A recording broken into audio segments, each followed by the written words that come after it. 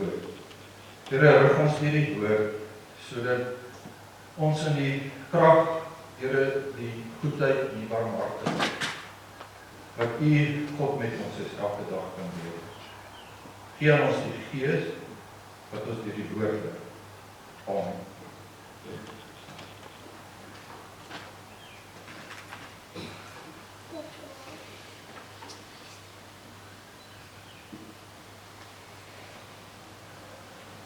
Broers en susters, vriende, Johan Zilka en familie, kom ons luister na 1 Samuel. 1 Samuel is 'n baie besondere, open met 'n baie besondere gebeurtenis. Dit gaan oor 'n kerk wat nie 'n toekoms het, as jy na 'n kerk kyk. En wat doen die Here met hierdie kerk, wat lyk asof daar nie 'n toekoms is? Kom ons effies voorlees, enkele gedeeltes uit 1, 2 en 3 Samuel. Daar was 'n sekere man uit Ramathaim Sofim in die Hebeland van Efraim. Sy naam was Elkana, seun van Jeroham, seun van Elihu, seun van Tohu, seun van Suf uit Efraim. Hy het 2 vroue gehad. Die eerste vrou se naam was Hanna en die tweede vrou se naam was Penina. Penina het kinders gehad, maar Hanna het geen kinders gehad. Hierdie man het jaar na jaar uit sy dorp opgegaan om te aanbid en vir die Here, heerser oor alle magte, offers te bring in Silo, waar die 2 seuns, Eli, Hofni en Pinehas, priesters van die Here was. Wanneer Elkana die offer gebring het, het hy vir sy vrou Penina en vir haar seuns en dogters dele van die offervleis gegee. Maar vir Hanna kon hy net 1 deel gee. Al het hy haar lief gehad. En die Here het haar moederskoot gesluit. Haar mededinger het ook erg getreiter om haar seer te maak, omdat die Here haar moederskoot gesluit het. So het dit jaar na jaar gegaan. Elke keer as Hanna opgegaan het na die huis van die Here, het Penina haar so getuister dat sy verhuil het en nie wou eet nie. Elkana haar man het op 'n keer vir haar gesê, Hanna, kom huil, kom eet nie, kom as jy hartseer. Is ek dan nie vir jou meer werd as 10 seuns? Nadat hulle in Silo klaar geëet en gedrink het, het Hanna opgestaan. Eli die priester het by die stoel by die heertoesing in die tempel van die Here gesit. Sy was bitter ongelukkig en het tot die Here gebid terwyl sy ondraaglik is. Sy het 'n gelofte afgelê, sê die Here, heerser oor alle magte. As jy tog net die ellende van die slagvinne wil raak sien en aan my sal dink, en die slagvinne sal vergeet nie, en as jy slagvinne manlike nageslag sal gee, dan sal ek hom aan die Here teruggee, solank ek leef. 'n Skeermes sal nooit oor sy kop gaan. Terwyl Hanna so aanhou bid voor die Here, het Eli haar mond opgehou. Maar Hanna was self besig om in haar hart te praat. Net haar lippe het beweeg en haar stem was onhoorbaar. Eli het gedink, sy is dronk. Eli sê toe vir haar, hoe lank nog gaan jy dronk bly? Raak ontslae van jou wyn. Maar Hanna het geantwoord en gesê, nee my Here, ek is 'n vrou met 'n swaar gemoed, wyn en sterk drank het ek nie gebruik drink nie.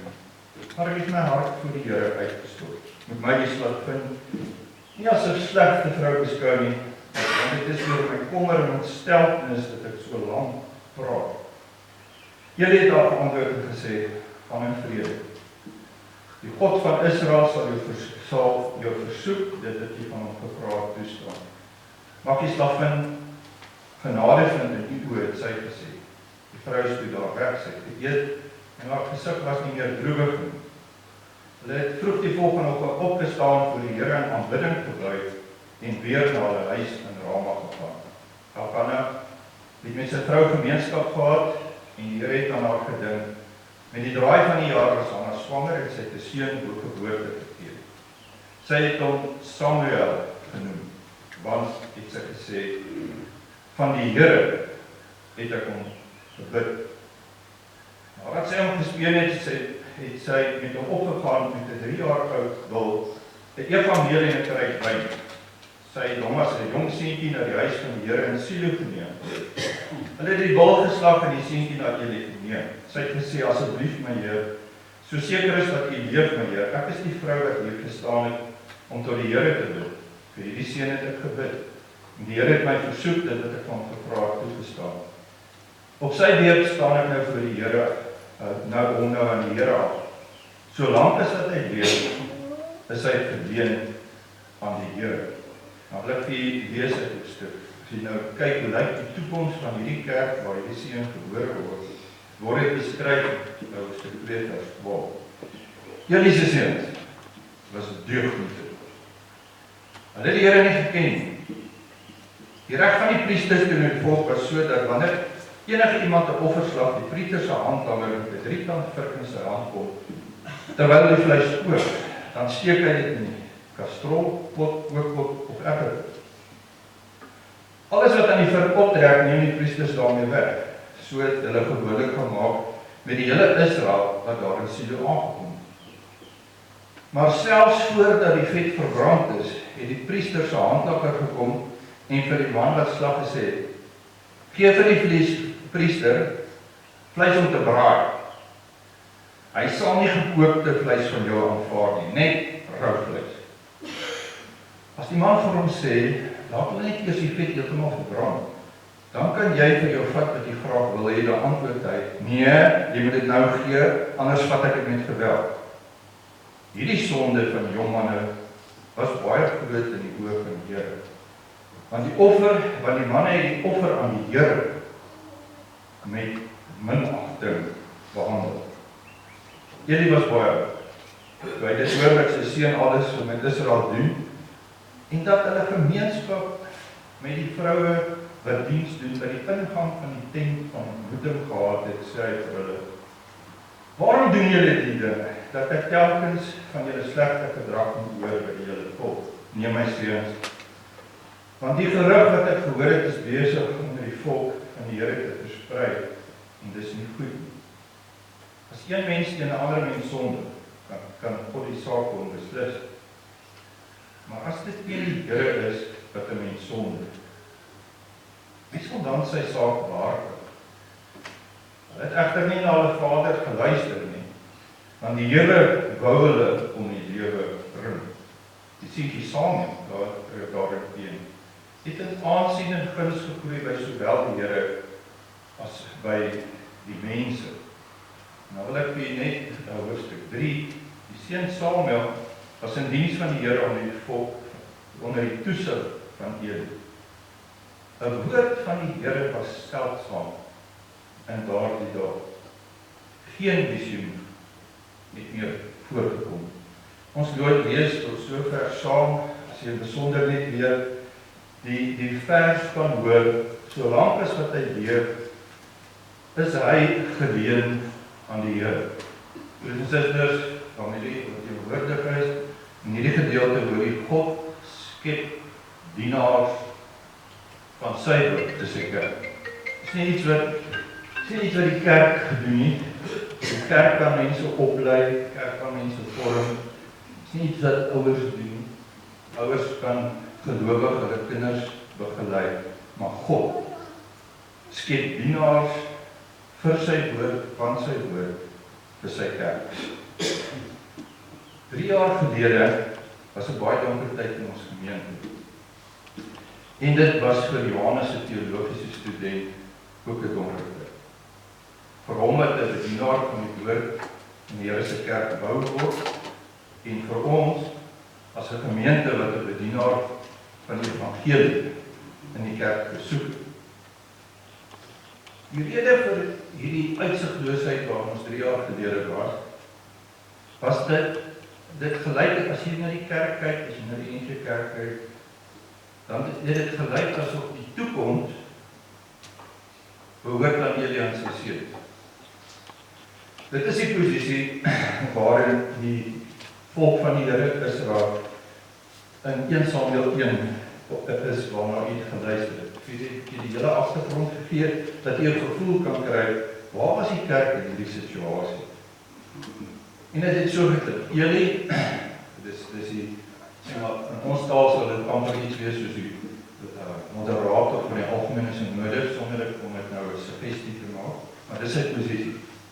En die seuns, die priesters, het van die huis van die Here, Silo, daar waar die oorspronklike tabernakel nog steeds gestaan het, waarmee hulle uit Egipte getrek het, waar die ark die regte ark, waarmee hulle uit Egipte getrek het, die Silo, die huis van die Here, wat genoem word die tent van ontmoeting, daar waar ons die Here ontmoet, daar waar ons in die openbaar die Here eer, loof, prys.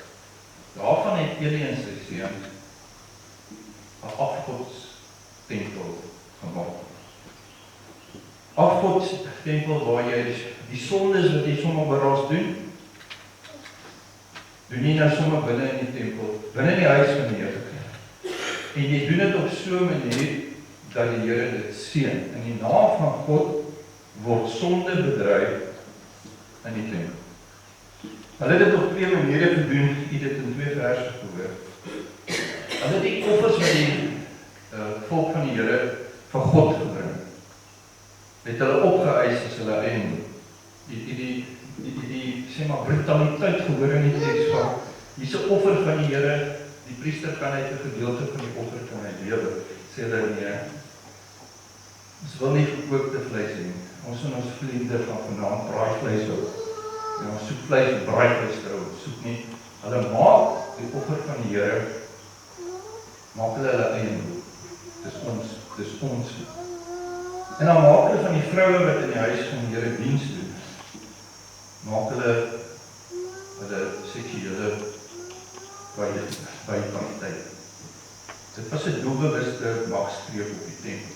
Jy moet dit nie so sien dat hulle is maar 'n bietjie losbandig en hulle is nou maar 'n bietjie besig met slegte dinge. Dis 'n magsgreep op die tempel wat so klink. Hier is ons plek en ons sal dit as ons plek bedryf. Dis ons godsbedryf wat ons hierso in hierdie gebou mee besig is. En ons sal van die offerstekens van God se genade en goedheid wat ons sy goedheid kan sien, sal ons tekens, sal ons kos maak. Ons sal vir God sy kos gee, soos al die ander afgodstempels, ons gee vir God sy kos, en dan vat ons die beste deel van God.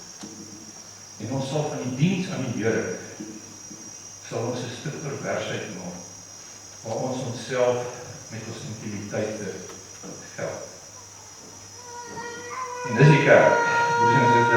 As jy na dit gedeelte toe gaan, dis die kerk. Die kerk in die tyd van Eli en sy seuns. Die diens aan God is gekaap. In ons taal sal dit binne in die kerk gebeur. Dit gebeur binne in die eredienste. Die kerk is so gekaap deur Eli en sy seuns dat die tempel waar die Here aanbid word, is net nog 'n plek waar nog 'n afgod, soos al die ander afgode van alle nasies geëer word. Wat doen God met die kapel van sy kerk? Die boek Samuel begin so en eindig so, dat terwyl hy skryf, moet jy in dit wat gebeur die raadsplan van God sien afspeel. En daarom is die vraag, wat doen God as godlose priesters sy kerk kaap en maak asof dit hulle kerk? En dan kom die antwoord, hy is nie net nog stil, afgode staan so lekker beeldjie hiervoor, toep stil, sê niks, doen niks nie. God is nie 'n afgod. Terwyl hierdie, sê maar, spirituele bedryf in gang is, skep God 'n nuwe priester. En dis wat die gebeurtenis met Hanna moet hoor. God kom en hy skep 'n nuwe priester vir sy kerk, terwyl die priesters godloos is. Die gebeurtenis met Hanna het 'n direkte verbintenis met Moses. As jy met Moses en Abraham, Sarah kon nie kinders hê. En toe kom die Here en sê vir Abraham, uit hierdie kinderlose gaan ek my kerk skep oor die hele wêreld. En jy ken die geskiedenis van Sarah en Abraham. Die Here kom en sê, ek skep my kerk met die kind wat ek vir Sarah sal gee. En daarom is dit 'n direkte verbintenis met Hanna en Samuel. Die Here dan kom en sê, ek sal vir my kerk weer 'n priester gee. Hoe? Uit 'n onvrugbare vrug, net soos met Abraham. Maar meer as dit, as die Here vir Hanna sê, ek gaan vir jou seën gee, dan is dit op die loofhuttefees. Die loofhuttefees, die fees wat in Silo gevier was daai tyd, was die fees waarin hulle die uittog uit Egipte herdenk het wat oor Moses was. Die Here sê, ek het Moses as 'n baba wat groot word in die huis van die Vader. Sodat Moses vanaf hy sy verstand het soos 'n Egiptenaar kan dink, weet waarmee hy besig is, en sodat hy die vermoë kan hê om my volk onder die mag van Egipte uit te bring. Hierdie verbintenis met Hanna en die loofhuttefees klink so. Ek sal weer vir my kerk leier. 'n leier wat my kerk onder die godloosheid van Eli en sy seuns sal uitbring. En daarom is die woord wat vir die Here gebruik word, Here van alle magte. Die belydenis Here van alle magte beteken hy is nie 'n afgod wat jy in jou tempel kan gebruik vir jou godsdiens. Hy is Here van alle magte wat so werk. Met 'n onvrugbare vrug sal ek vir my kerk weer 'n priester gee. 'n Priester wat die diens sal doen sodat die volk kan aanbid. En wat doen die Here van alle magte met Eli en sy godlose seuns? Dan moet jy die krag van die Here in hierdie getuienis ontdek, openbaar. Waar sit die Here vir Samuel, wat hy die priester maak vir die volk sal lid? Vandat hy 'n seentjie, kan kyk in die kinders, die seentjie is 3 jaar oud. Waar leef hy vandat hy 3 jaar oud? Hy leef nie saam met sy ma nie.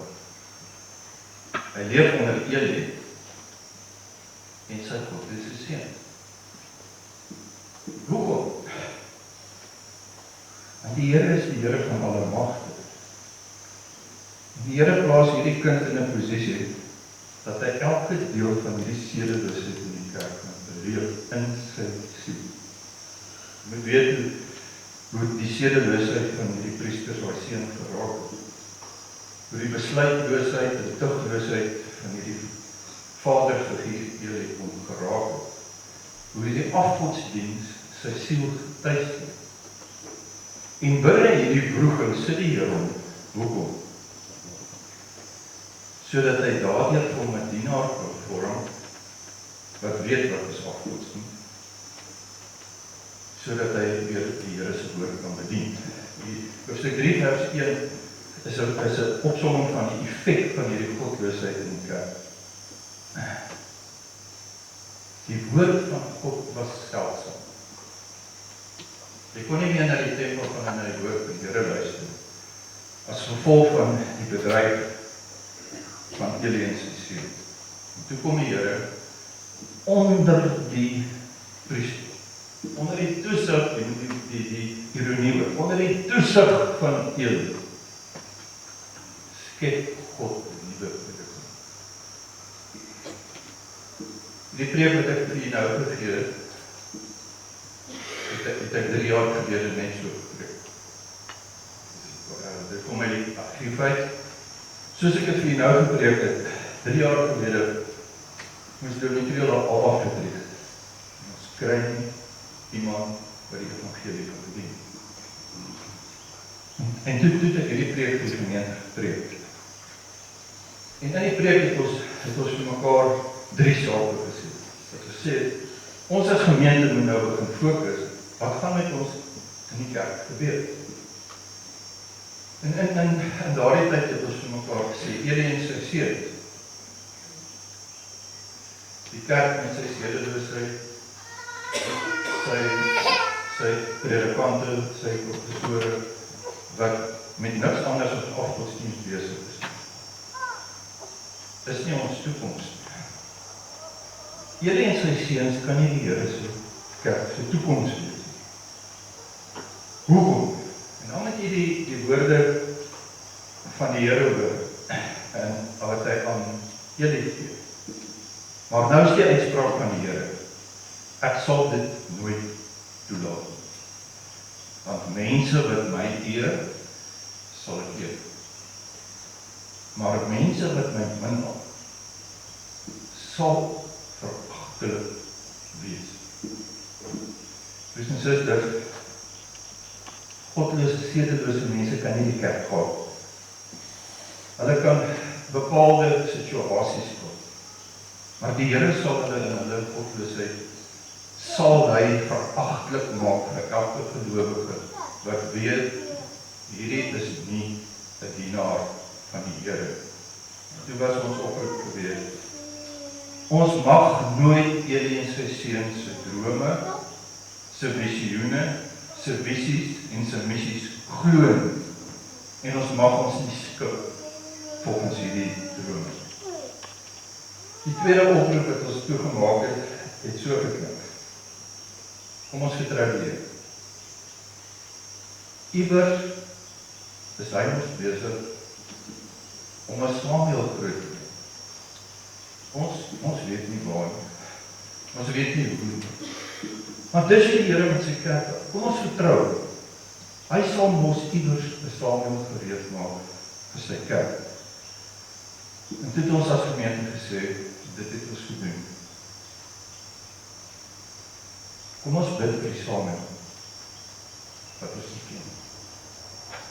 Dat die Here ons sal bewaar. En dat op 'n manier ons mekaar sal vind. Broers en susters, daarom is hierdie geleentheid wat Johan nou hier bevestig word as leraar van die boek, vir hom en vir ons kosbaar. Dis 'n besondere geleentheid. Ons as kerkraad het 5 jaar soek. Waar kry ons Samuel? En ons het 5 jaar gesoek en ons het hom nie gekry. Jy kan 'n bietjie so in die kerk gesien, ons kan so 'n bietjie met mekaar praat. En toe ons ophou so, toe antwoord die Here ons gebed. En toe stuur hy ons Samuel. Samuel wat groot geword het oor Eli en sy seuns. En geweet het wie is hulle wat doen. Samuel wat groot geword het met die wroeging oor die godloosheid waarna hy in klasse moet luister, oor die sedeloosheid wat hy moet aanskou, en gewonder het wat die Here moet doen. Vanoggend is 'n antwoord op ons gemeente se gebed, en ek weet ook, is 'n antwoord op Johan se gebed, om 'n bedienaar van die woord van die Here te wees, daar waar die Here se woord seldom nog gehoor word. En om 'n bedienaar van die Here te wees in 'n gemeente waar die erediens, die ontmoeting en die samekoms tussen die Here en sy volk is. Daarom, ek dink in elkeen van ons harte leef dit. Vanoggend is 'n bestuur. Vanoggend is 'n bestemming. Ons het Johan en Jan van die Here ontvang. En daarom is dit ons voorreg dat hy ook in hierdie ring, gemeente, as die leraar van hierdie gemeente kan bevestig word op so wyse. Hier het die Here versamel gegee. Waarom Johan? Neem jou roeping op, neem jou bediening op, en wees 'n bedienaar van die woord. Dit is regtig so, dit met al die seremonies, en al die geestelike byeenkomste, die woord van die Here regtig skaars geword. En sal in baie gemeentes en kerke sit, en oor die lyding en opstanding van Christus word nie gepreek nie. Jy moet net soos Jesus weet, en jy moet net soos Jesus maak. Maar die woord van die Here, die evangelie, word self bevoer. Neem jou bediening op, en laat hierdie bevestiging jou bekrag. Ek is geroep om bedienaar van die woord van die Here. En neem hierdie posisie so op. Die Here het my na die boek geroep.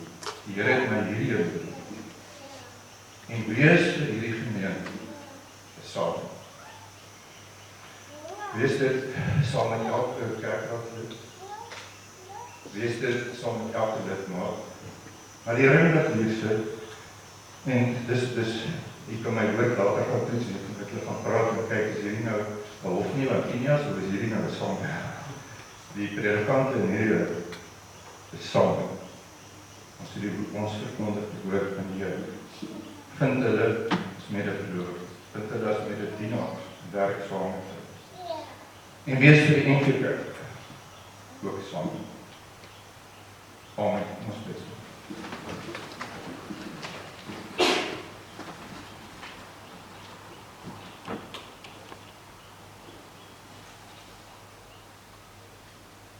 Ewig en almagtige God, Heer oor alle magte.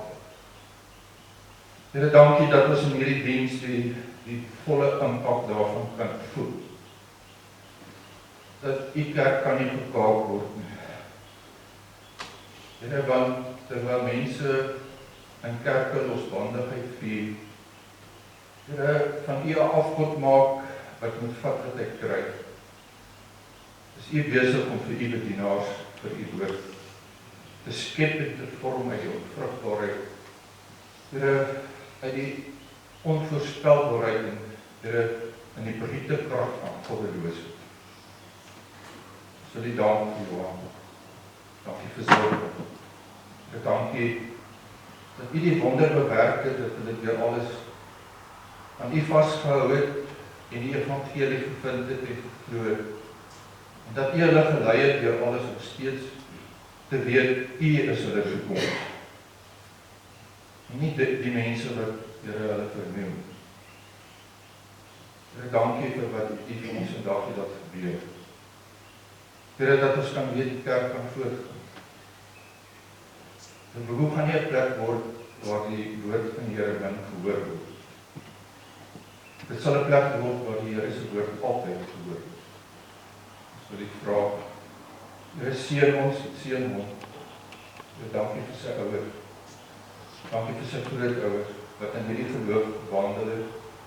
Here, op so 'n wyse dat Here, hy ook 'n kind van verbond het. Here, dat Zilka ook 'n kind van verbond het. En dat ons hulle as 'n verbondsgawe uit die hand kan ontvang. Wees met hulle, Here, wees met hom as leer, so wys. Here, dat hy weet, hierdie gemeente wil die evangelie hoor. Hierdie gemeente wil die woord van God hoor. En hulle laat hulle inlei deur Elie en sy seuns. Wees God met ons. Amen.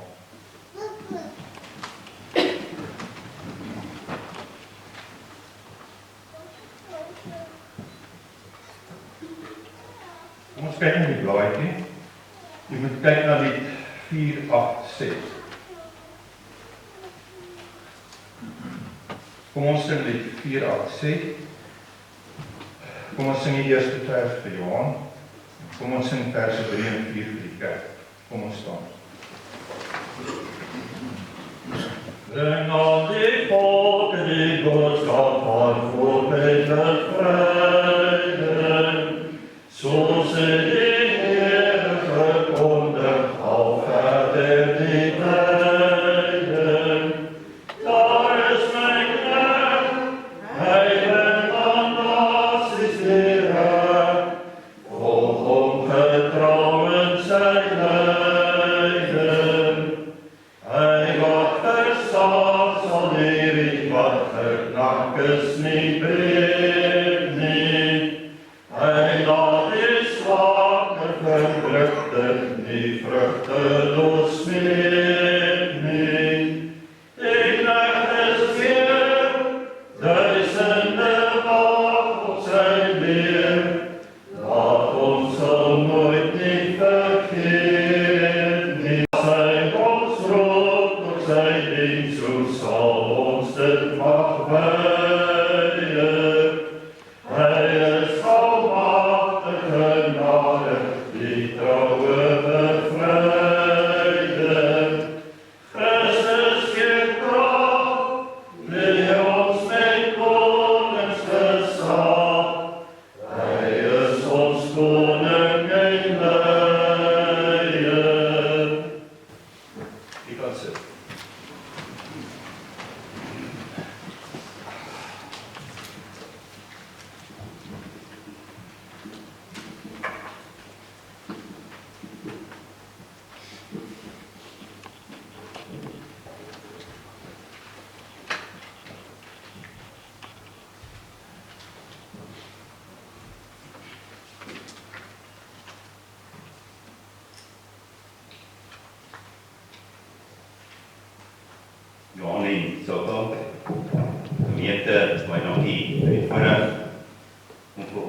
die bevestiging van Johan te kan doen. Ons is hier byeen om Eduard Johannes Jacobus Moster in die naam van die Here as leraar van Limpopo te bevestig. Sy naam is aan die gemeente voorgehou en aangesien geen wettige beswaar teen die beroep ingebring is nie, gaan ons nou oor tot die bevestiging. Johan, ek wil vra dat jy na vore sal kom en voor sal kom staan.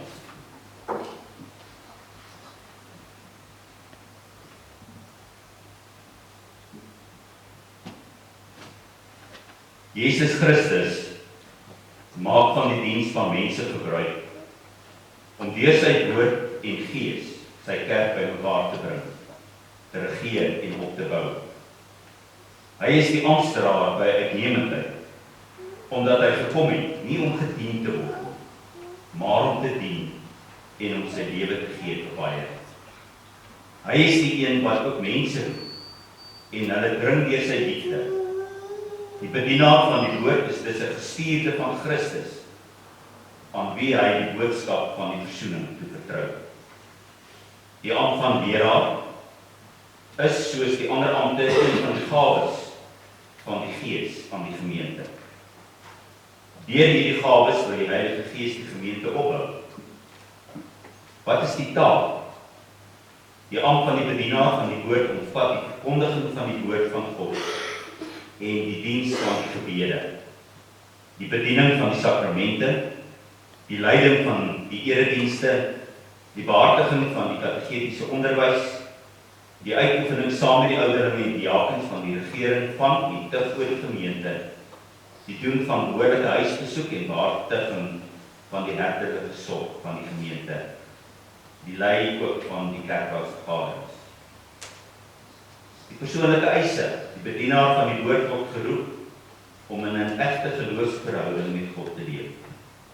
Hy moet onder die heerskappy van die Heilige Gees staan, sodat hy daagliks vernuwe word tot getroue en nederige diens. Daar moet in sy lewe geen plek vir eie eer of selfsug wees nie. Hy moet sy gesin goed en met liefde versorg. Ook die gemeente moet deur sy geloofsgroei geïnspireer word. Uit die voorafgaande is dit duidelik dat die ampt van die bedienaar van die woord 'n heerlike werk is, waardeur God groot dinge tot stand bring. In die besef van die verantwoordelikheid wat jy aanvat, Johan, moet jy nou op die volgende vraag asseblief opreg antwoord. Is jy oortuig dat God self jou tot hierdie diens geroep het? Aanvaar jy die Ou en die Nuwe Testament as die enigste onfeilbare woord van God en die volkome leer van die verlossing? En verwerk jy alle leringe wat daarmee in stryd is? Beloof jy om jou ampt volgens hierdie leer getrou en met die nodige vertroulikheid te beoefen? En beloof jy om jou te onderwerp aan die kerklike opsig en tug? Johan, wat is jou antwoord? Ja. Ek wil vra dat Johan se ouers, Ewen en Helenay, wat al die pad gekom het van Stadheidsberg in die Weskaap om vandag hier te wees, na vore sal kom om die toegang vir Johan ontstaan.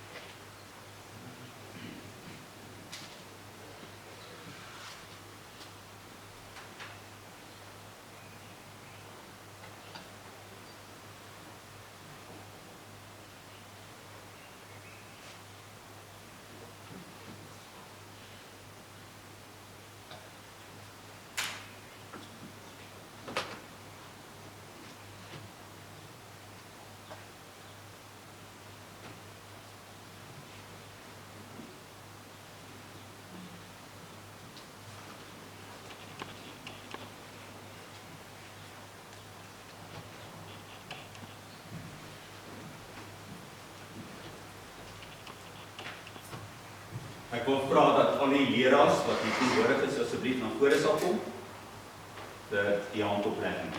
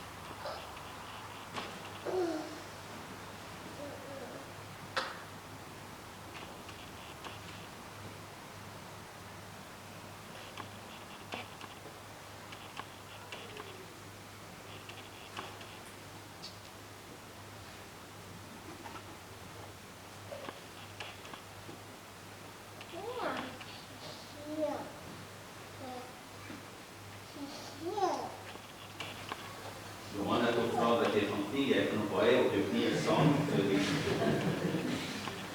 En ek wil vra dat jy nader staan asseblief en die hande op jou skouers sit.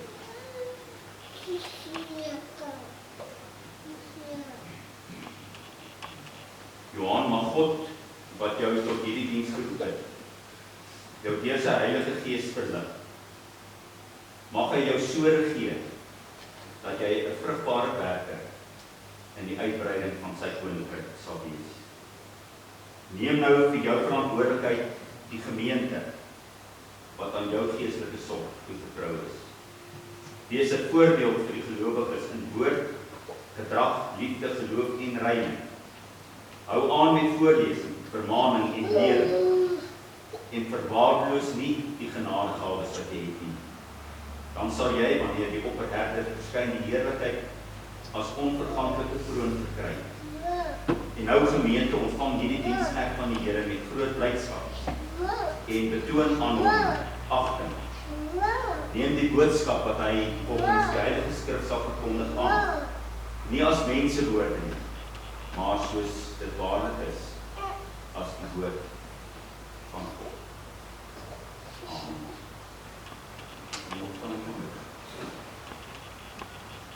Ek gaan nou aan die leraars hierdie geleentheid gee om hulle self bekend te stel en as daar 'n teksvers is wat jy vir Johan wil gee, dan is jy daar om hier, dan is daar ons vir jou.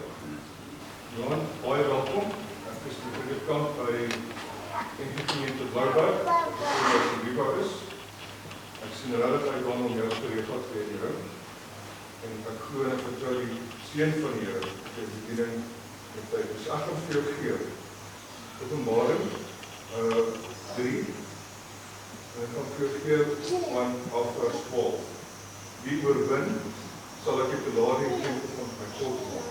En hy sal nooit weer daaruit gaan nie. Verder sal ek op die naam van my God word gegeer. In die naam van die stad van my God. Dit is die Nuwe Jerusalem. Wat van my God uit die hemel neerdaal op my bediening. Want die wat oor het luister om wat die Gees in. Johan, ek is leraar van Bidvansberg. En die kerk, die Trigard, jou Dolka, baie hartlik welkom tot in die hemel, van die Here, julle twee seën en bystaan, en mag sy genade vermenigvuldig word, en julle doen en later. Daarom wat ek vir jou 'n teks gee, Jesaja 43 'n bekende gedeelte. Moenie bang wees nie. Roep jou naam groet. Jy is myne. Mag dit vir jou en jou wederhelp ook so naby die hart sal wees, dat jy daaruit sal wees en vreesloos. Ja, met hierdie bediening van dit wat God jou geroep het, sy diens gaan. Baie seën.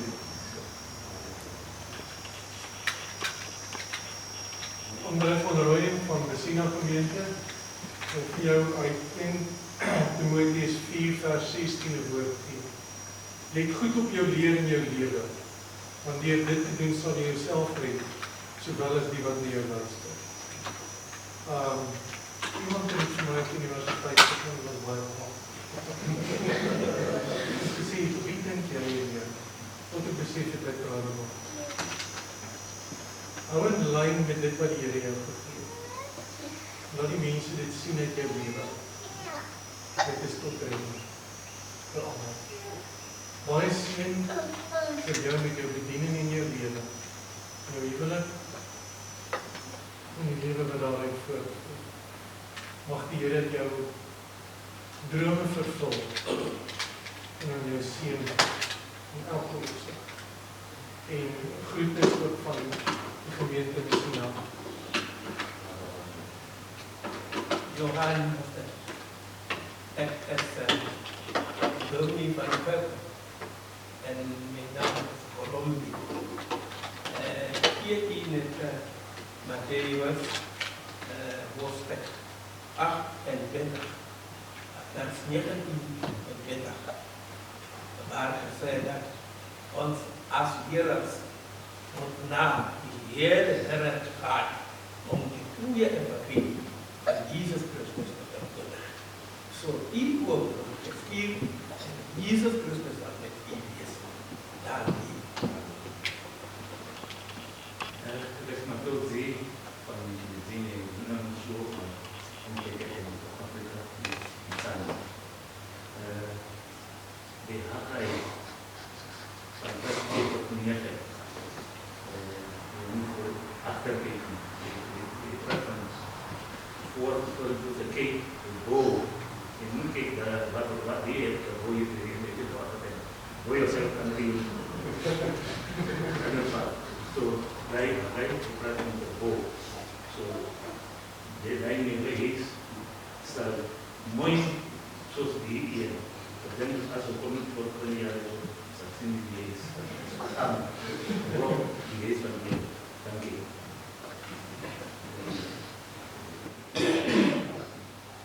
Johan, ek wil graag vir jou net 'n paar verse uit Matteus 10 gee. Vers 40. Wie julle ontvang, ontvang my, en wie my ontvang, ontvang hom wat my gestuur het. Wie 'n profeet ontvang omdat hy 'n profeet is, sal 'n profeet se beloning ontvang. En wie 'n goeie mens ontvang omdat hy goed is, sal 'n goeie mens se beloning ontvang. Wie aan een van hierdie geringstes net 'n beker koue water gee, omdat hy my disipel is, sal sy beloning kry. Dit verseker ek julle. Johan en namens die ring van Witryfat sê ons vir jou baie welkom. Jy gaan beleef dat dit 'n lewendige ring is in alle opsigte en dat dit hier gebeur. Mag die Here vir jou en sulke seën. Mag hy julle toekou in sy genade, want dit is vir ons elke dag.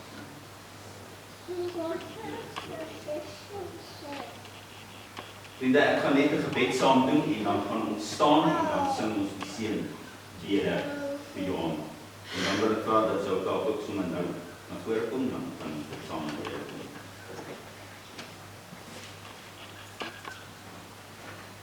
Kom ons buig ons hoofde en dan bid ons saam. Troue God en Hemelse Vader, U wat die harte van almal ken het, Johan en Zulka geroep.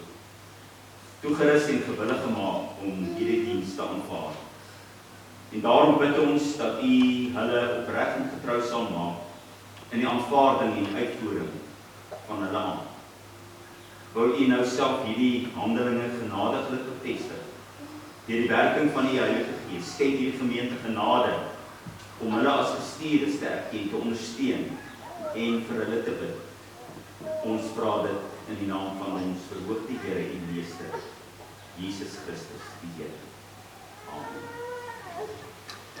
Kom ons staan en dan sing ons die seënbede vir hulle.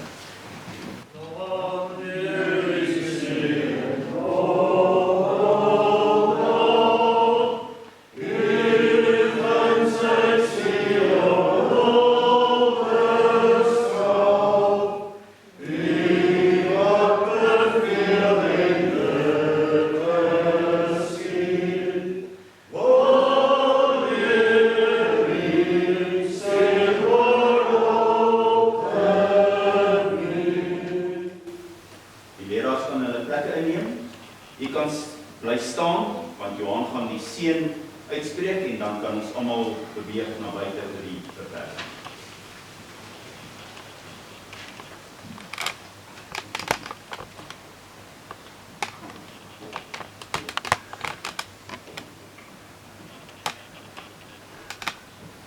Gemeente, ontvang die seën van die Here en gaan leef in sy willing. Die Here sal julle seën en julle genadig wees. Die Here sal tot julle redding verskyn en julle genade betoon. Die Here sal julle gebede verhoor en aan elkeen van julle